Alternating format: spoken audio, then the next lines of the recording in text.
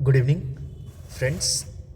Today, this edu- today we are going to discuss on the last topic. ये हमारा new education policy का last part है, जिसमें हम लोग देखने जा रहे हैं other key areas to focus under this new education policy. तो न्यू एजुकेशन पॉलिसी में जो और भी चीज़ें हैं उसको हम देखने का प्रयास करेंगे यहाँ पर। तो द वेरी फर्स्ट थिंग जो डिस्कस किया गया है रिगार्डिंग प्रोफेशनल एजुकेशन।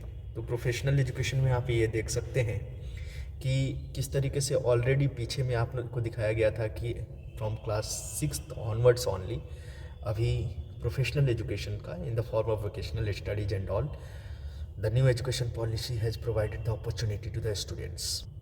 तो आपने वहाँ पर देखा होगा, नॉट ओनली दिस, अगर आपने देखा होगा तो ये भी चीज़ उसमें क्लियर कट बताया गया है कि even among the teachers and educators professional education का इंटीग्रेटेड लर्निंग जो है वो डेवलप करना है। Now coming to the next important thing, professional education के अलावा जो काफ़ी इम्पॉर्टेंट है, जो आप लोग सभी को जानना चाहिए कि agricultural education with light discipline will be revived. ये बहुत इम्पॉर्टेंट चीज़ है for if you think that India should grow, तो एग्रीकल्चरल एजुकेशन जो है वो ग्रो करना बहुत ज़रूरी है। Because already you are seeing what it has written and mention. All the agricultural university comprise approximately 9% of all universities in the country. Enrollment in agriculture and allied services is less than 1% of an enrollment in higher education. तो ये एक बहुत बड़ा dangerous चीज़ आप सो देख सकते हैं कि the interest of students towards agriculture is very less. तो इसको रिवाइव करना है। एंड मैं आप लोग को सभी को एक चीज़ बता दूँ कि if you will go through the data and the way the world is going to transform by AI, you will see one thing that agriculture is the field where AI is not going to bring much change because this is totally labor oriented. तो आप इस चीज़ को समझने की कोशिश कीजिए। And this is very good profession. I think agriculture से बढ़िया कोई प्रोफेशन नहीं है। It's my personal understanding.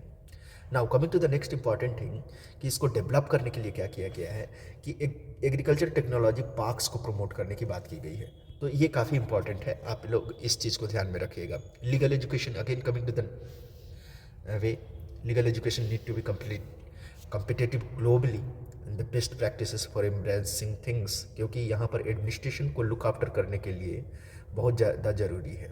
Now health care education is also one of the needy thing which India should revive. तो आप ये समझने की कोशिश कीजिएगा। इसके अंदर आयुष जो है वो किया गया है, जिसको आयुष के थ्रू जो है इंडिया को, योगा के थ्रू इंडिया को और हेल्थ सिस्टम के थ्रू इंडिया को रिवाइव किया जा रहा है ताकि हेल्दी इंडिया बन सके। Again in the same way अगर आप देखते हैं तो technical education is also very very important because you know these are the modern temples, modern idea of being human. इस चीज़ को समझना पड़ेगा कि किस तरीके से हम टेक्निकल एजुकेशन के थ्रू इंडिया को एम्पावर कर सकते हैं।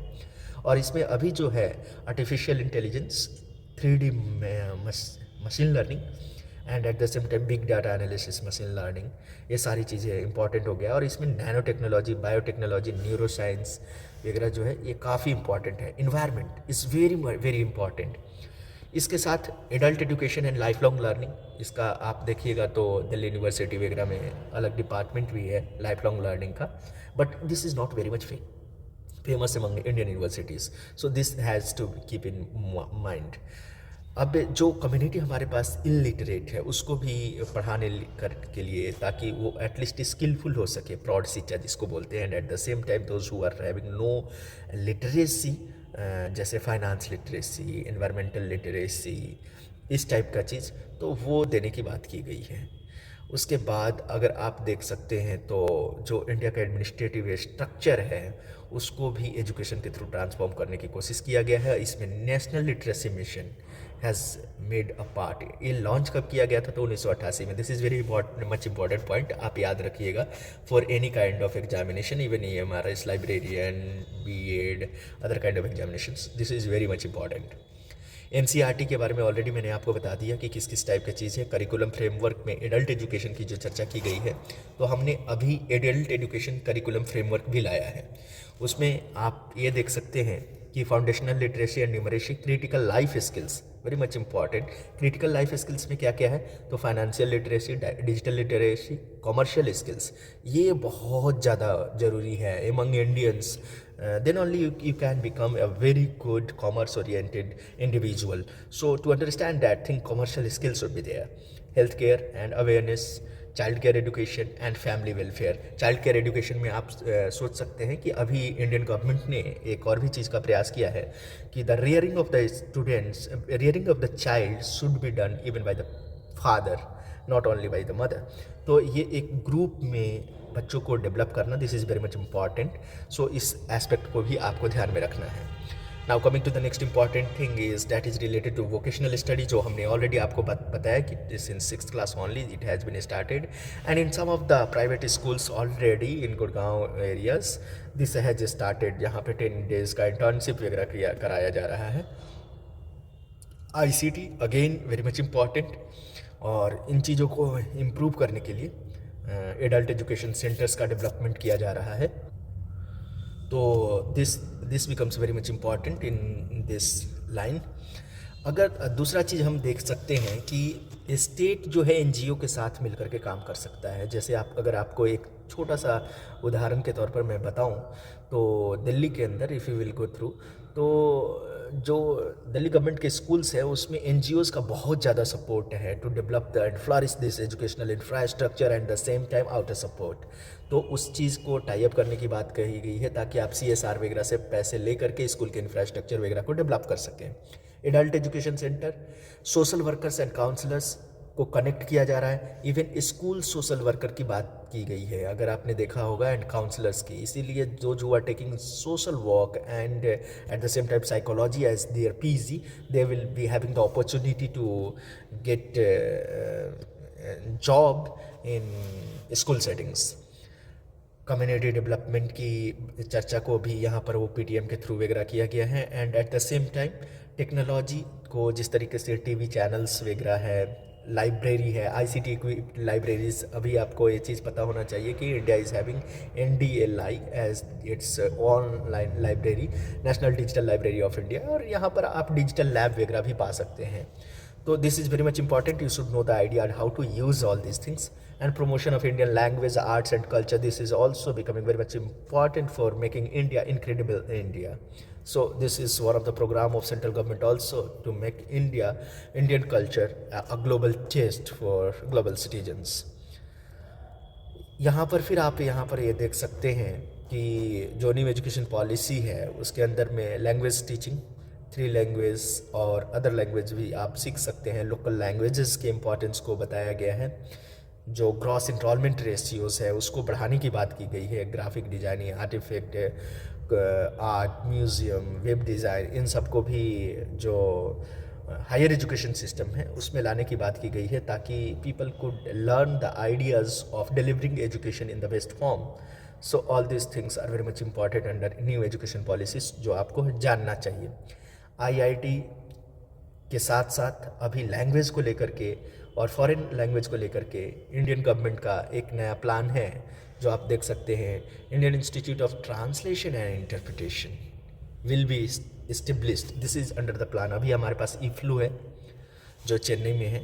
तो all these things are there जो आपको जानना है। नेशनल इंस्टीट्यूट जो हमारा इंडियन ओरिजिन का लैंग्वेज है उसके लिए भी, क्लासिकल लैंग्वेजेस के लिए they are bringing the institute named National Institute for Pali, Persian and Prakrit, ये आप देख सकते हैं। तो this is very much important, इस चीज़ को आपको ध्यान में रखना है। न्यू एजुकेशन पॉलिसी के अंदर जो अदर फैक्टर्स हैं उनको, जो लैंग्वेज पर भी काफ़ी ज़्यादा इन्फेसिस किया गया है। Now coming to the next important thing regarding new education policy only, तो यहाँ पर टेक्नोलॉजी यूज़ एंड इंटीग्रेशन, अगर आपने देखा होगा तो अभी एजुकेशनल टेक्नोलॉजी की बात की जाती है। और एजुकेशनल टेक्नोलॉजी में इंडिया जो है अभी धीरे धीरे इम्प्रूव कर रहा है और काफ़ी फास्ट रेट से इम्प्रूव कर रहा है। We are just seeing that how the community is going to adopt this things, कि कम्युनिटी किस तरीके से उसको लेती है, कितना इफेक्ट पड़ता है। तो national educational technology forum is there,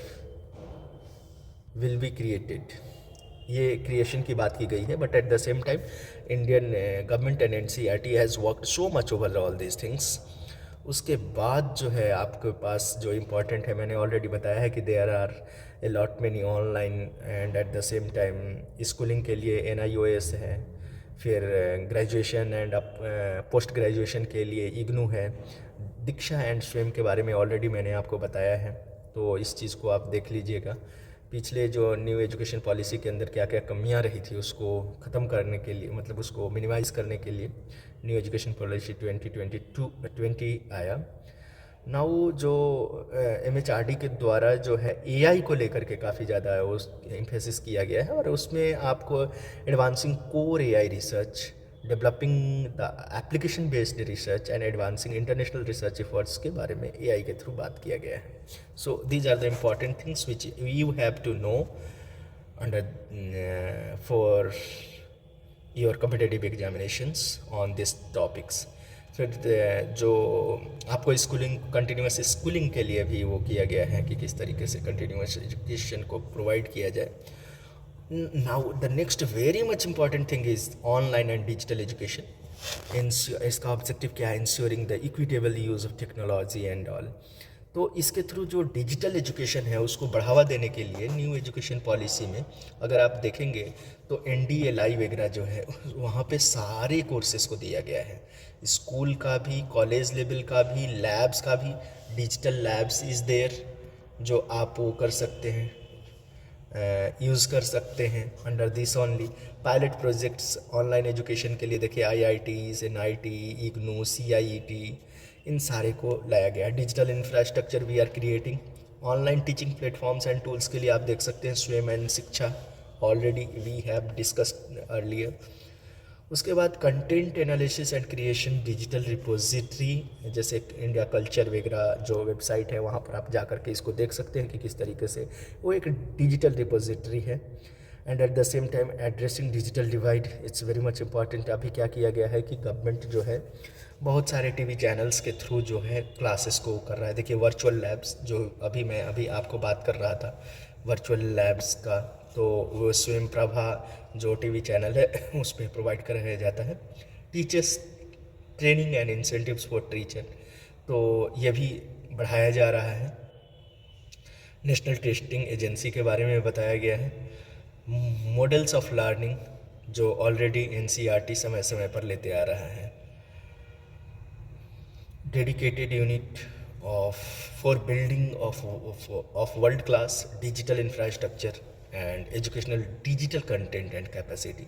This has become very much important the way AI and at the same time education through digital mode is increasing.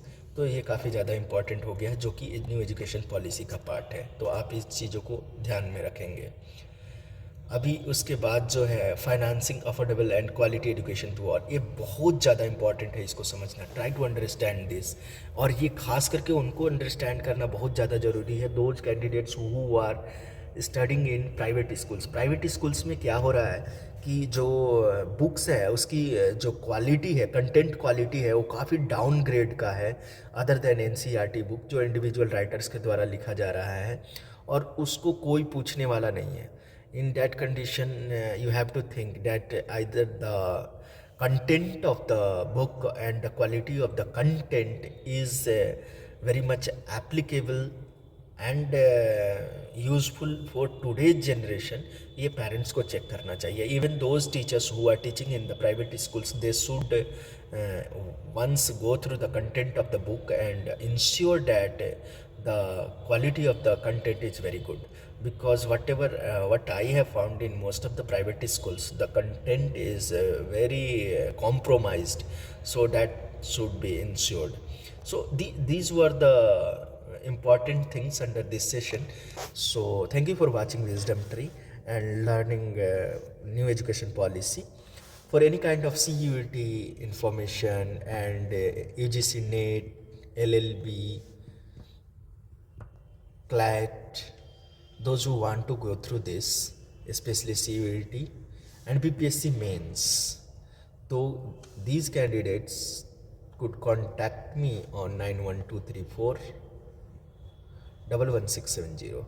And there is one special request to you all candidates, those who are listening to Wisdom Tree, kindly subscribe the channel so that it could reach to you and you can get all the information related to the education and at the same time skill development of the education. Thank you for watching Wisdom Tree. Once again, this is Ranjit Kumar.